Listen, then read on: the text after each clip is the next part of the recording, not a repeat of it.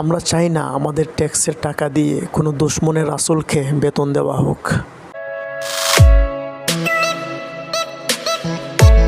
আসসালামু আলাইকুম রহমতুল্লাহ। সম্মানিত দর্শক শ্রোতা, আপনারা অনেকেই হয়তো দেখেছেন একজন পুলিশ কর্মকর্তা কুলাঙ্গার আমাদের প্রিয় নবী হজরত মুহাম্মদ মুস্তাফা সাল্লাল্লাহু আলাইহি সাল্লামকে অবমাননা করেছে। যেই কুলাঙ্গার আমাদের ট্যাক্সের টাকায় বেতন পায়, তার ফ্যামিলি চালায়, সেই কুলাঙ্গার আমাদের হৃদয়ে রক্তকরণ করেছে। যে নবীকে সৃষ্টি না করলে আল্লাহ তাআলা ত্রিভুবন সৃষ্টি করতেন না, যেই নবীর চরিত্র সম্পর্কে মহান আল্লাহ তাআলা কুরআনুল কারিমে নিজেই বলেছেন ইন্নাহু খুলুকুন আযীম, সেই কুলাঙ্গার আমাদের এই নবীকে নিয়ে কটূক্তি করেছে, আমাদের নবীজির চরিত্র নিয়ে কথা বলেছে। দেখুন, আমরা কিন্তু বলে যাইনি। একজন পুলিশ কর্মকর্তা একজন মহিলাকে শুধু জিজ্ঞেস করেছিলেন, তোমার কপালে টিপ কেন দিয়েছ? জাস্ট এই কথাটি বলার কারণে ওনাকে চাকরি থেকে বরখাস্ত করা হয়েছিল।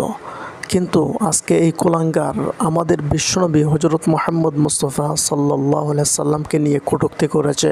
আর বিরুদ্ধে কোনো অ্যাকশন নেওয়া হয়নি কেন? সে এখনও চাকরি থাকবে, তাকে কেন এখনও চাকরি থেকে বরখাস্ত করা হয়নি? 92% মুসলমানের দেশে এটা কখনোই আশা করিনি।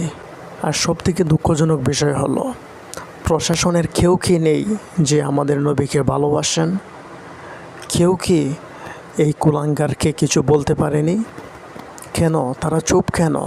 আজকে যদি আমাদের প্রিয় নবী হজরত মুহাম্মদ মুস্তাফা সাল্লাল্লাহু আলাইহি সাল্লামের জায়গায় অন্য কাউকে অপমান করত, কোনো এমপি অথবা মন্ত্রীকে অবমাননা করত, তাহলে তাকে সঙ্গে সঙ্গে চাকরি থেকে বরখাস্ত করা হতো আর তার বিরুদ্ধে সকল প্রকারের শাস্তির ব্যবস্থা করা হতো।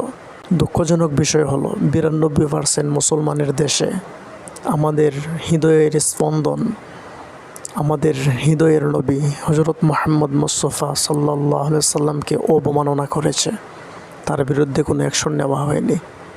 মাননীয় প্রধানমন্ত্রী এবং সকল প্রকার আইন শৃঙ্খলা বাহিনীদের কাছে আমার অনুরোধ থাকবে, এই কুলাঙ্গারকে প্রথমেই চাকরি থেকে বরখাস্ত করা হোক। আমরা চাই না আমাদের ট্যাক্সের টাকা দিয়ে কোনো দুশ্মনের রাসূলকে বেতন দেওয়া হোক।